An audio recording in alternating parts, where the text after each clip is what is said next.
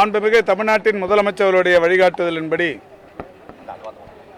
பெருநகர சென்னை மாநகராட்சி எல்லைக்குட்பட்ட அனைத்து ஆட்டிறைச்சி கூடங்களும் இன்றைக்கு நவீனப்படுத்தும் பணியினை பெருநகர சென்னை மாநகராட்சி நிர்வாகம் மிக சிறப்பாக செய்து வருகிறது.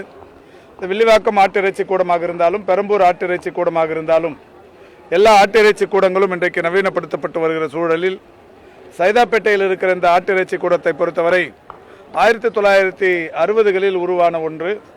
மிக பழமையான இந்த ஆட்டிறைச்சி கூடம் மாண்புமிகு தமிழ்நாட்டின் முதலமைச்சர்கள் துணை முதலமைச்சராக இருந்தபோது 2006இல் ஒரு 9 கோடி ரூபாய் செலவில் அன்றைக்கு மிகப்பெரிய அளவில் ஒரு நவீனப்படுத்தப்பட்ட ISO தர சான்றிதழுடன் கூடிய ஒரு ஆட்டிறைச்சி கூடமாக அன்றைக்கு மாற்றப்பட்டது. தொடர்ந்து இன்றைக்கு பெருகி வருகிற மக்கள் தொகை, அதேபோல் வியாபாரத்தின் கூடுதல் என்கின்ற வகையில் இன்றைக்கு இதை மீண்டும் புதுப்பிக்கிற வகையில் நவீனப்படுத்துகிற வகையில் மாண்புமிகு தமிழ்நாட்டின் முதலமைச்சருடைய வழிகாட்டுதலை ஏற்று பெருநகர சென்னை மாநகராட்சி நிர்வாகத்தின் சார்பில் 25,000 சதுர அடி பரப்பில் 20 கோடியே 19 லட்சம் செலவில் ஒரு புதிய நவீன இறைச்சி கூடம் ஒன்றை கட்டும் பணி தற்போது தொடங்கி வைக்கப்பட்டிருக்கிறது.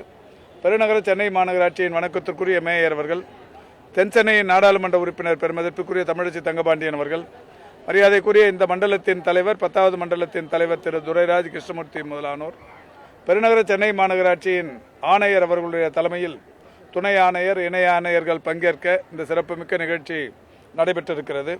இது தமிழ்நாடு முதலமைச்சர் அவர்களுடைய சிங்கார சென்னை 2.0 எனும் திட்டத்தின் கீழ் இது உருவாக்கப்பட்டிருக்கிறது. இந்த இறைச்சி கூடத்தை பொறுத்தவரை 700 ஆடுகள் இறைச்சிக்காக தயாராகிற வகையில் ஒரே நாளில் 700 ஆடுகளை இறைச்சிக்காக தயாரிக்கிற வகையில் 105 கொக்கிகளுடன் 8,600 சதுரடி பரப்பில் ஒரு மிகப்பெரிய அமைப்பு உருவாக்கப்படவிருக்கிறது. ஆட்டு இறைச்சிகளை ஜட்கா மற்றும் ஹலால் முறையில் தயார் செய்யும் வகையில் இக்கூடத்தில் வசதிகள் ஏற்படுத்தப்பட்டிருக்கிறது.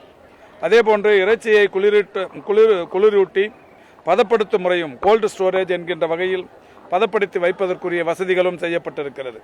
பொதுவாக சிறு வியாபாரிகள் தங்களுடைய மீதமான இறைச்சியை இங்கே பதப்படுத்திக் கொள்வதற்குள்ள வாய்ப்பும் ஏற்படுத்தப்பட்டிருக்கிறது. ஒரு 16 ரீட்டைல் ஷாப்ஸ் என்கின்ற வகையில் 16 சிறு வணிக கடைகளும் இங்கே கட்டப்படவிருக்கிறது. இறைச்சிகளை விநியோகம் செய்வதற்கு ஏதுவாக இங்கே ஏற்கனவே வியாபாரம் செய்கிற அந்த மக்களுக்கு வசதியாக இந்த 16 கடைகள் இங்கே வரவிருக்கிறது. அது மட்டுமல்லாது இங்கே வெளியேறுகிற அசுத்த நீர், அந்த அசுத்த நீரை 7KLD எஃப்ளூயன்ட் ட்ரீட்மெண்ட் பிளான்ட் ஒன்று அமைக்கப்பட்டு அதன் மூலம் அந்த அசுத்த நீர் சுத்திகரிக்கப்படுகிற அந்த வாய்ப்பும் ஏற்படுத்தப்படுகிறது. அதோடு மட்டுமல்லாது ஒரு 7,000 லிட்டர் கொள்ளளவுடன் கூடிய உயர்மட்ட தண்ணீர் தொட்டி ஒன்றும் அமைக்கப்படவிருக்கிறது. தினந்தோறும் இந்த ஆடுகளை சுத்தப்படுத்துவது, இந்த கூடத்தை சுத்தப்படுத்துவது என்கின்ற வகையில் இந்த 7,000 லிட்டர் கொள்ளளவுடன் கூடிய உயர்மட்ட தண்ணீர் தொட்டி ஒன்றும் இங்கே அமைக்கப்படவிருக்கிறது.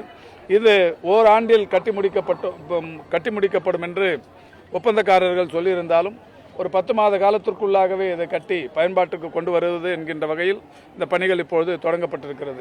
பொதுவாக இந்த பகுதியில் ஆட்டிறைச்சி கூடம் அமைந்திருக்கிற இந்த பகுதி என்பது சுற்றிலும் குடியிருப்புகள் ஏராளமான ஆயிரக்கணக்கான குடியிருப்புகள் நிறைந்த பகுதி.